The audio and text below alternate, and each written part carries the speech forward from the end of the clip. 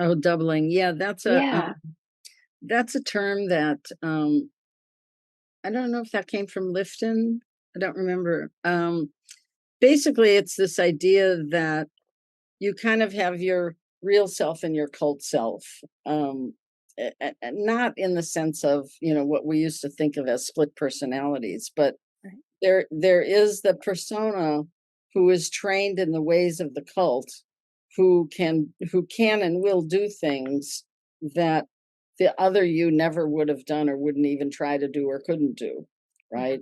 And that's kind of the clash. That's I think that's part of the cognitive dissonance that goes on with people, because I mean, you've probably heard me say this. My feeling is that everybody has doubts. Even, I mean, I was way up there Yeah. and I Yeah. had doubts. Yeah. Same. And everybody has doubts, but you can't express them. And yeah, Yeah. and once you're indoctrinated enough, you berate yourself for having those doubts, right? 100%. Yeah. But the doubts don't go completely away. They go and they sit on a shelf in the back of your head, right? This is my shelf metaphor. I love this. Keep Yeah. going.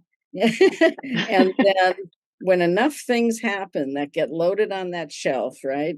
At some point that shelf breaks, right? And that's the cognitive dissonance. It's that the reality you're living in doesn't match the reality of the real world, or the reality that is different. And so it Mhm. creates this very uncomfortable mental conflict, really. It's an Yeah. uncomfortable space.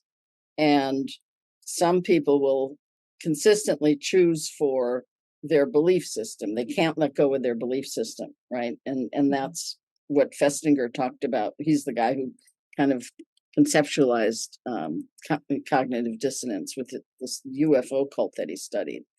Um, so, but others will keep working. The little shelf breaking kind of lets you know there's something not right here, Mhm. and you may not think it's a cult. You may not escape at that moment, but it gets the wheels turning. It just opens up something, a crack, that you start to entertain the idea that maybe this isn't healthy for me.